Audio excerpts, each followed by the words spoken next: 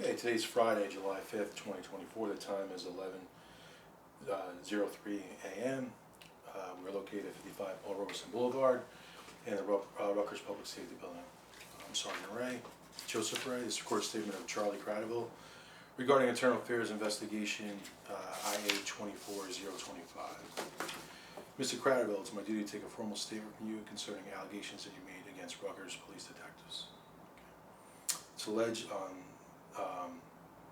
that on or about June 20th, 2024, in Winans Hall, after the Board of Governors meeting had adjourned, RUPD detectives interfered with your work. The statement is being recorded and will consist of a question-answer dialogue. It's necessary for you to speak loud, slow, and clear. I suggest that you wait a moment to compose your thoughts prior to answering questions. I'd also like to inform you that this statement is will be part of official police report and may be used in official proceedings as a result of this investigation. Your responses to questions must be truthful. If it's determined that you're intentionally providing false information, you may be subject to criminal prosecution. Do you understand all the foregoing information as I explained to you? Yes, Sergeant, I do. Again, I'm Sergeant Joseph Ray. Last name's R-A-Y. My current assignment is Internal Affairs within the Professional Standards Division of the Rutgers Police Department. Okay. Sir, can you please state and spell your full name? Yeah, it's Charles Cradaville, C-H-A-R-L-E-S.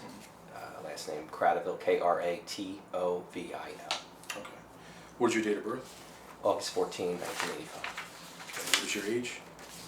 I am going to be 39 next month, so 38. What is your current address?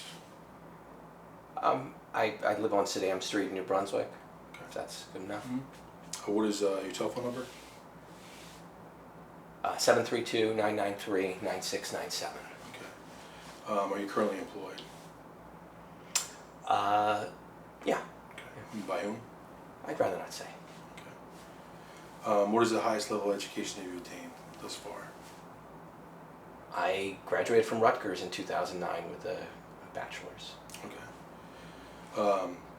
Do you have any disabilities which preclude you from being interviewed? No? Okay. Can you read and write the English language? Yes, sir, I can. Okay.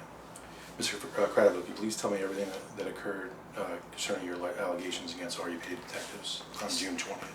Certainly, and I'll just start with a little context. I'm sure you know. I'm a reporter with New Brunswick Today. I'm actually the editor and founder of the publication. Been covering Rutgers, including the Board of Governors, for over a decade now. As you may or may not know, the board has meetings, sort of sparingly, and they have like a couple of different start times, right? They get together sometimes at like 12:05, and then they go into a closed session, then they come back at 1:05 ish to have the public part of the meeting. They also these days do allow people to join remotely via Zoom. So on this particular day, I wasn't sure if I was going to go in person or watch on Zoom. I had signed up to speak, and to their credit, they gave me the option to speak remotely or in person. On this particular day, I was really interested in one of the board members, Mr. William Tambusi, who had recently been indicted by the Attorney General's office in a pretty newsworthy case. So I wasn't sure if he was going to show up or not. I tuned in for the 12 o'clock meeting to see if he was there, but unfortunately the camera wasn't working in the room, so I couldn't tell if he was there from my home. I also forgive me, I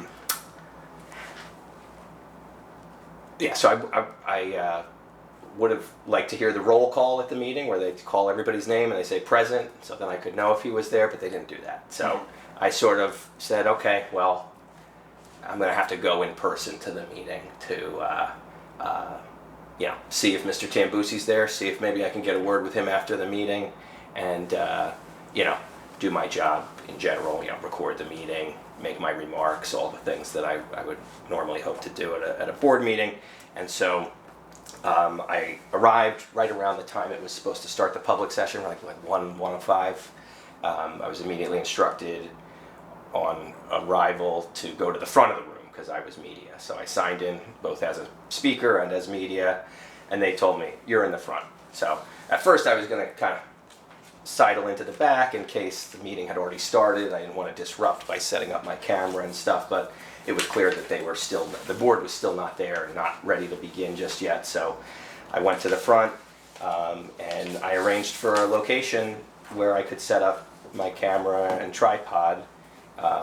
Sort of, I think you're familiar with the room at Winans Hall. There's kind of like two rooms and then like a little area that's sort of in between of the two rooms, and that's where the podium is that the audience can come and speak at. And so, it's not a great room to record the meetings in. So in general, the best spot is being in that sweet spot in the middle to be able to get the board and the audience on the camera. So I did that. I set up without incident. The detectives who I was dealing with later in the day, I don't think they set any hard and fast rules about where I could go or what, but I was upfront with them. I openly discussed with them that I wanted to get a good angle on Mr. Tambusi. So I wasn't sure whether he was going to be seated on the left or the right. I kind of read the nameplates that were there and said, okay, I think he's going to be there, so I'm going to set up here. And there was no incident with the detectives at that point. I set up, I recorded the entire meeting, beginning to end, once they came back for that public part of the meeting. And I had about 2 minutes to speak. I spoke, and while there were disruptions to the meeting, and a lot of people who shouted out things, and a bunch of people who walked out and chanted as they walked out, I didn't make any kind of disruption or speak out of turn, not even once. I had my 2 minutes. I kept it to that, and the rest of the time I was just behind the camera, following the action, documenting it. And after the meeting, it's an opportunity to speak to the board members. Some of these folks are kind of hard to get in touch with. They're hard to pose a question to and actually get a response. But if you're in the same room and you have a camera and you can get a question to them that they can hear, I find that they'll often answer the question. So being that all the time I covered Rutgers, I can't remember any case of a board member being indicted in a criminal case, and seeing that was a pretty important news story that a lot of other outlets were covering, and I definitely wanted to try to get a word with Mr. Tambusi after the meeting, and certainly wanted to at least have my camera rolling and recording him, whether he's walking out of the room or saying his goodbyes or whatever he was doing. I wanted to make sure I had some footage of him, and so I basically, my video, which I'm sure you saw, right? So that starts right at the adjournment of the meeting. So when the meeting ends and they sort of break up, that's when it starts. Almost right away, I remove the camera from the tripod and I take the camera into my hand like this, and I'm right where I was, basically in that sort of no man's land in between the two rooms.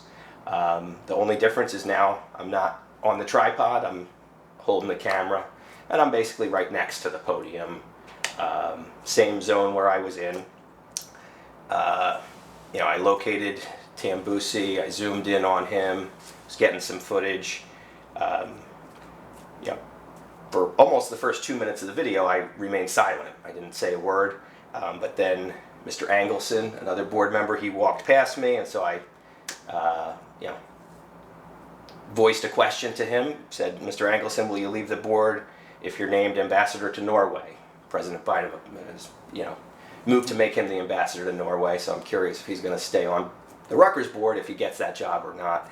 And he either didn't hear me or chose not to respond, just kept walking, left the room. At 2:20 in the video, this is when, I guess it's Detective Ty, started to, speak to me, right? And I can't hear from the video exactly what he said, but something like, you got to step back or you got to move. And I questioned that. I said, for what? What's the problem? Because I really, I've had issues before with, this sort of after the meeting time frame, and in this case, I've been literally standing in the same place for over 2 minutes without any incident. The only thing that happened was I asked a guy a question and he ignored it. I'm not interfering with anybody's ability to enter or leave the room. I'm just doing my job, asking questions and recording. And I kind of felt like if he has a good reason that I have to move back, I'll move back. But let me hear the reason. And I informed him the meeting's over, and he gave me his reason was he said, okay, you still have to let them exit, meaning the board members. And I said, that's not an issue. Nobody's obstructed from exiting. And the video shows that, right? Nobody was in any way infringed on being able to get out of the room. Again, I voiced one, maybe a couple of questions that were the same question to one man. He ignored the questions or didn't hear them, and no one else was at all hindered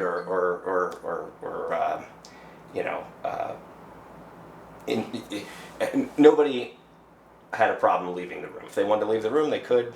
They did. So that to me didn't seem like a lawful order or a good reason to tell me I had to move, especially since I was in the same place that I'd been for the whole meeting. And I wasn't making a beeline for, the table, the board. I wasn't, as you know, there's that sort of no man's land in the middle. I was in the no man's land. Had not crossed the side. I don't necessarily think and nobody had ever told me not to cross on that day to that side. But I stayed right just a few feet away. Like, you're there, I'm here, I'm recording for 2 minutes. And then and only then does Detective Ty decide to, tell me I gotta move. So I questioned it. And, after I pointed out that nobody was obstructed and, I wasn't interfering with people exiting, there were a few seconds of silence. Detective Ty didn't have anything else to say to that, at least not in that moment. And Detective Hernandez charges in, he approaches me, he invades my personal space. I told him to get out of my face. And he started escalating and, telling me, go behind the podium, get behind the podium. I told him it's a free country, and he said, stop it. And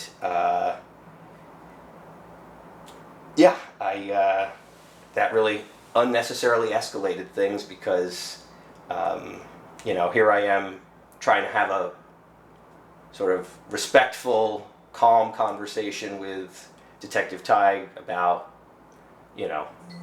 what his order is exactly and why he's ordering me to move. And, Detective Hernandez just sort of comes in and starts to try to physically intimidate me, right? To physically force me to move back. And I actually stood my ground. So when Detective Ty tried to,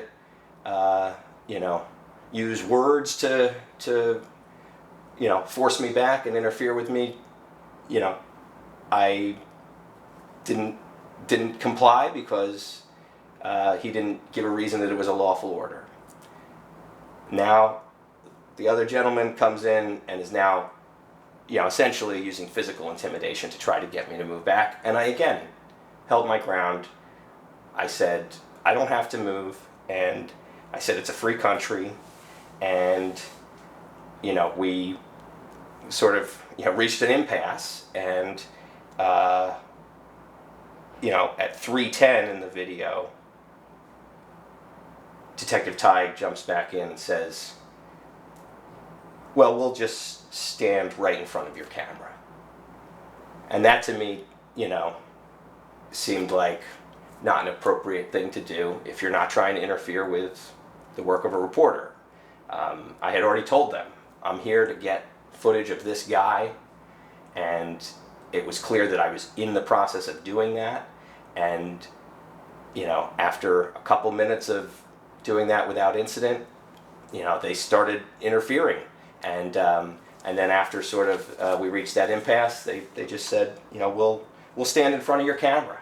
We'll physically put ourselves in between your camera and the images you're trying to capture as a reporter. And so I thought that was really, really wrong.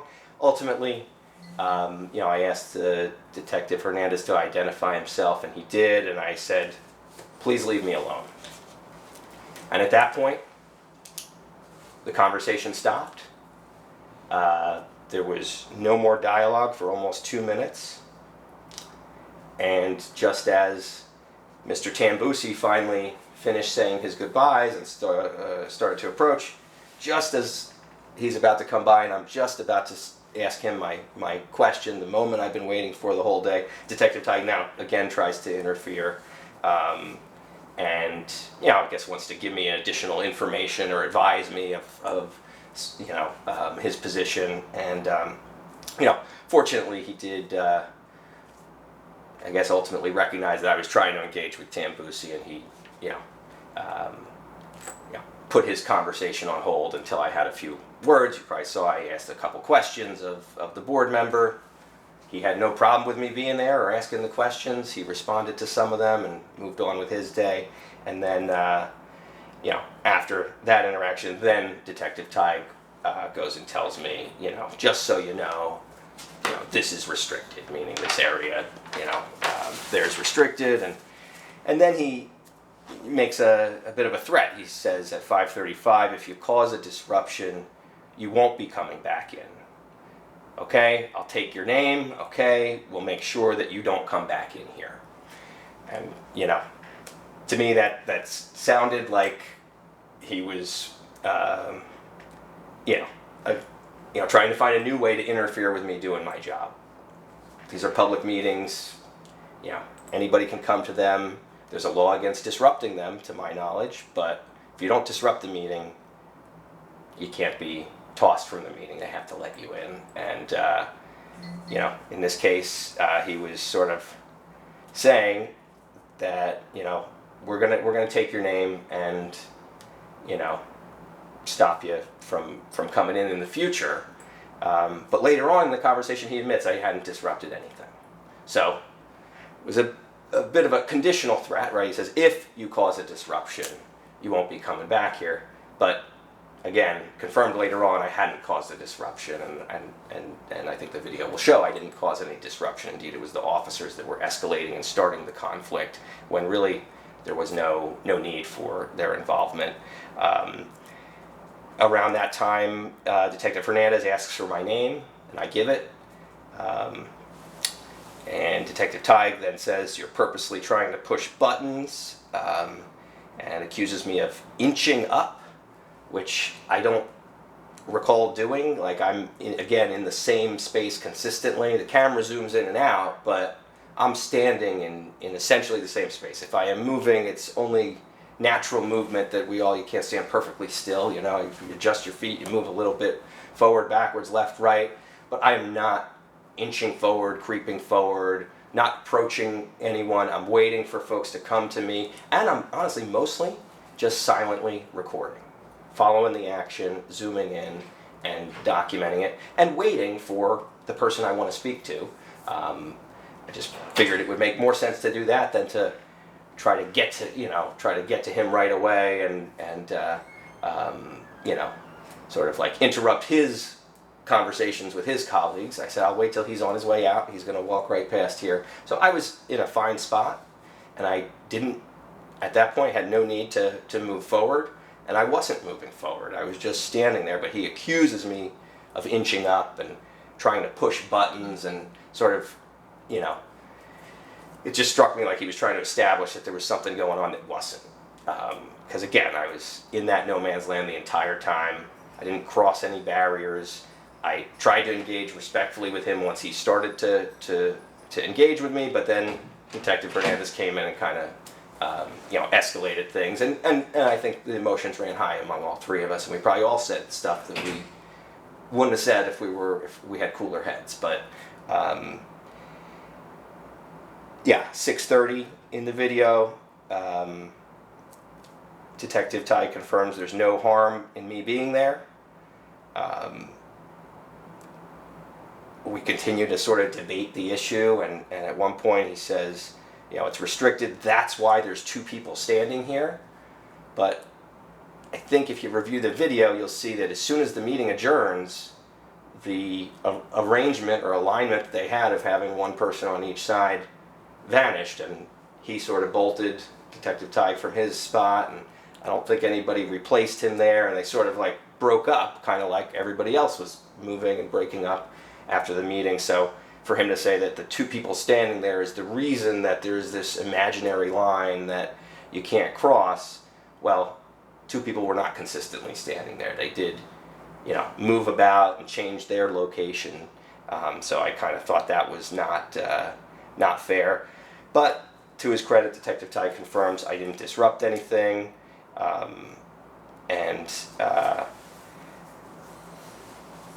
Yeah, I mean, there's another gentleman who gets involved. He's another reporter, Lev Zilbermans, and he starts asking questions at 7:45 in the video. At 9:30 in the video, I think we get to the issue of, did they say I was disrupting or not? And I think my memory failed me, and I said something like, I think Orlando said that, or I think, he said that, meaning the other detective, Detective Hernandez, and I was wrong about that. And looking back at the video, nobody ever said I was disrupting, but at 5:35, Detective Tighe was the one who did say, if you cause a disruption, you won't be coming back in. And so just wanted to clarify that my memory failed me there, and I was incorrect about my recollection. 10:10, Detective Tighe, nobody's saying you're a threat. Lev asks a question, and Detective Tighe does introduce himself by first name, and we shake hands and sort of try to take things down a notch. I do discuss that I would like to have a word with John J. Hoffman, who's the attorney for the board. He's I guess they call him the vice president or general counsel, something like that. The governor's appointed him to be the next Supreme Court justice for the state if he gets that position. That's a pretty big deal, and so I would have liked to shake his hand and congratulate him and maybe ask a question or two if that was in the cards. But unfortunately, I was not able to get close enough to really do that. I kind of at 14:30 shouted across the room as he was leaving out the back door. I said, "Mr. Hoffman, a quick word," and he either didn't hear me or chose to keep moving. And then, finally I did get a word with the outgoing chair of the board, Mr. Best, at 14:45, and I just asked him a single question.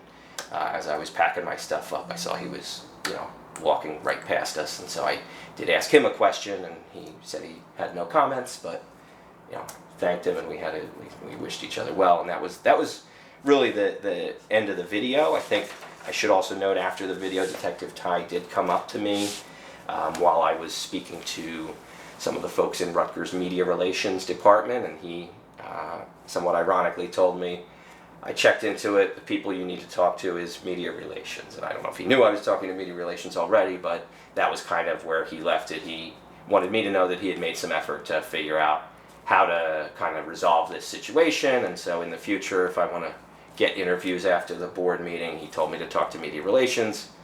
I kind of told him, the people who don't respond to my emails, because that's what I was giving them a hard time about at the moment. And so, at a loss for what to do here, because I don't want to have issues with the RUPD. I think I've generally had a good relationship with the department, and I just felt like this was a step in the wrong direction, the way this was handled. And more importantly, I would like to have a university where this kind of stuff doesn't ever happen, and people can just approach the decision makers and have a word with them when they're fortunate enough to find themselves in the same public building. But I'm sure you have some questions, and I appreciate you taking the time to investigate this. I appreciate you providing a very detailed statement. Just want to clarify a few things. Yeah. The complaint that you're filing, is it against both detectives or additional officers too? Just those two were the only ones I interacted with. Ty and Hernandez? Yeah. You discussed this, but I just want to clarify it too. How did these detectives interfere with your work? So yeah, the first thing was, telling me that I have to move is one thing. We engaged in a conversation that was, again, initially respectful, but then Detective Hernandez physically coming, right into my personal space, much closer than you and I are now, basically right up against me, raising his voice, telling me to, get behind the podium, go behind the podium.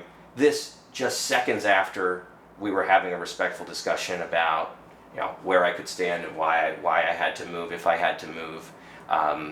He just sort of came in as a bully. And, that to me didn't seem like any way to deal with, any person, but certainly, a member of the press who, has a job to do and, is not really bothering anybody. It just seemed like coming in at a level that was way too aggressive, and I felt like that certainly interfered with my ability to get the images I was trying to get. Again, we got a window of opportunity to ask questions of the board, a window of opportunity to get footage of Mr. Tambusi, who I haven't seen since and I may never see again. But this was the moment. I went there specifically to get this footage, and this is like a couple of minutes that I have to get the footage. And they choose to, after me standing in the same place for 2 minutes, decide to essentially start a conflict with me about where I'm standing, even though I've been standing there for 2 minutes and it's not bothering anybody. So I thought that interfered with my ability. And then I thought when Detective Tighe said, we'll stand right in front of your camera, that was a pretty clear message to me that, they were going to intentionally interfere with my work because they were presumably upset that I hadn't complied with their request that I move, and then their, bullying that I move, their physical attempt to get me to move. And so after that, instead of sort of recalibrating and saying, whatever the next step is going to be, they said, well, we'll just stand in front of your camera. That didn't seem to serve a police purpose. I don't know, maybe they know something I don't know, but that seemed like purposely interfering with my work, and I didn't appreciate it. And then, when Detective Tighe does say, if you cause a disruption, you won't be coming back in, threatens to take my name, and we'll make sure that you don't come back in here, that's also interfering with my work. If they're going to ban me from Winans Hall or make me think that I'm going to be banned from attending board meetings that are open to the general public, that's pretty clear interference in my work. Thankfully, it didn't come to that, and he admitted later on I hadn't caused the disruption, and I think where we left it, we were maybe more understanding of each other's positions than when the conflict started. But in that moment, I took that as a interference with my work to say, you're not going to be able to come back here anymore if you cause a disruption. I wasn't causing a disruption. That kind of a threat was uncalled for given what was going on. And yeah, I know that it was probably not on purpose, but at 5:10 when I was just about to get a word with Tambusi, that's when Detective Tighe started to kind of engage with me again. And so that, almost cost me the ability to interview Mr. Tambusi, but thankfully I kind of brushed him off. He kind of took a moment to pause and wait, maybe even to let me do the interview. But, on the whole, I felt like, this is not, freedom of the press. This is like, have to fight for it. And I don't see why, right? I mean, you know me for a long time. I come to these meetings. I'm not a threat to anybody. I'm not, I have a job to do. It is a, First Amendment protected job, and I don't want trouble from the government, whether that's police or anybody else who might try to interfere. So, thankfully I feel comfortable enough with you and your department that I can come here and make a complaint. And my main goal is to work this out so that in the future everybody knows what's okay, and I can take advantage of the opportunity to speak to board members after the meeting without kind of rolling the dice and seeing, well, what's the particular detective here today going to think about me asking questions after the meeting. I just want everybody to be aware that it's a free country. New Brunswick today can ask questions and film people, and you can't interfere. And then if we have that understanding, I think things will go a lot better. So that's kind of where I'm trying to get to, and the reason for complaining. Yeah. Was there any interactions with you and the detectives that weren't caught on video prior or after? Just the ones I told you about when I first got there. I'll be honest, I forget who I spoke to of them, but they sort of pointed out I think the media seating. There were some seats in the front row that were labeled media, and I think I proactively started the conversation about wanting to get a good angle to get images of Mr. Tambusi, and sort of said, well, if he's going to be over there, then I'll set up over here. And he said, oh, that's fine. There was never a hard and fast, okay, but you have to be behind this line or this. I proposed a location. I started setting up. They said that's fine, and that's my recollection of the off-camera, prior to filming discussion, and then didn't speak to them throughout the entire meeting, and got the whatever it is, 15-minute recording that you've seen. And then the only other interaction was just Detective Tighe, came up to me while I was speaking to media relations and sort of referred me to them. Is there more video footage besides the 15 minutes that? Got the whole board meeting on video, but I didn't have any interaction with the police there.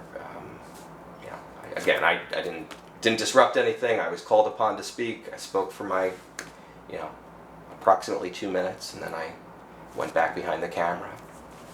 Would you be able to provide the whole video of the board meeting? Yeah, no problem. It's on YouTube, New Brunswick Today YouTube. I'm happy to give you a link if that's helpful. Okay. How much video is that in total, approximately, would you say? So the meeting started around 1:15, ended around 2:45. It's probably a 90-minute video, give or take. And just to clarify too, between conversation between you and Detective Hernandez, it did not get physical at any point? I felt like it was physical. I don't know if he touched me or not. I don't think that he did, but he got, extremely close to me, and to the point that you can see from the video that the camera's in my hands, and it's almost straight up to get a view of his face, and you sort of see, looking up his necktie at his face, because he was right in my face. And this is a guy who, it didn't give me any kind of prior warning. He just sort of came in with an attitude and, marched right up to me, raising his voice with orders that were, in my view, unlawful. Right? No one had stated any police purpose for pushing me back, and I thought we were talking it out kind of calmly and coolly, and then he just charged in and got in my space. So I don't believe he touched me. He definitely didn't hit me, but he certainly invaded my personal space and escalated unnecessarily. Have you ever met these two detectives before, interacted? No, never. I don't think so. Yeah, if you just email me the link, of course, to the full video footage of the meeting that you have. Sure. All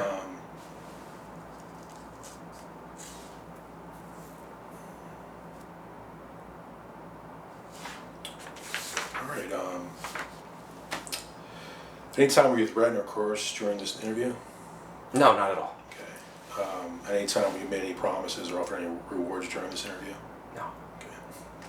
Have you been treated fairly and respect during this interview? Yes, sir. I didn't offer you this, but have you been offered the opportunity to have a break or refreshments while you're present with us today?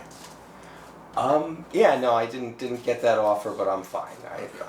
I would have asked if I needed a break. Is there anything regarding this investigation that I asked you that you feel I should have? No, but I did have a question, if that's okay. Okay. Yeah, so I am curious if the county prosecutor's office is involved in this. I was under the impression that if there's ever something that touches upon civil rights, that gets them looped in. Do you know if that's happening with this case? They were contacted. They were, okay. And gave us permission to interview you. Okay, cool, yeah. Just wanted to make sure that they were involved. I think, I haven't heard from them, so. Okay. Is there anything you'd like to add to this interview? No, just that I am happy to answer any questions you have if you have follow-ups or you want to do it. Definitely, if I have any follow-up questions, I'll be in contact with you. Great. If there's any additional information that you think about later on that you didn't add, you can contact me. You can do an interview again. You can email me, whatever you're most comfortable with. Okay. Great. I really appreciate it. Is what you've told us a true and accurate account of what occurred? Yes, sir. Okay. At this time, I'm preparing to end your recorded statement. If you desire, I can stop the tape, which will be this pocket recorder here, and provide you an opportunity to listen to the statement you just provided. If you decide to listen to this statement and want to make any changes to it, you provide an opportunity to do so when I resume the statement. If you're confident in what you've already stated and do not wish to review your statement, you're not required to do so. Do you wish to listen to this statement? No, thank you. Okay. I will request that you not discuss anything regarding this internal investigation with anyone. That's to not compromise the integrity of this investigation. Do you understand this request? I understand. I don't know if I can honor it, but It's a request. Yeah, I appreciate it. It's not an order or anything like that. It's a request. Right. Thanks. Recorded statement of Mr. Credible is not complete. It's still Friday, July 5th, 2024. The time is 11:40 a.m. Okay, you can stop in my recorders.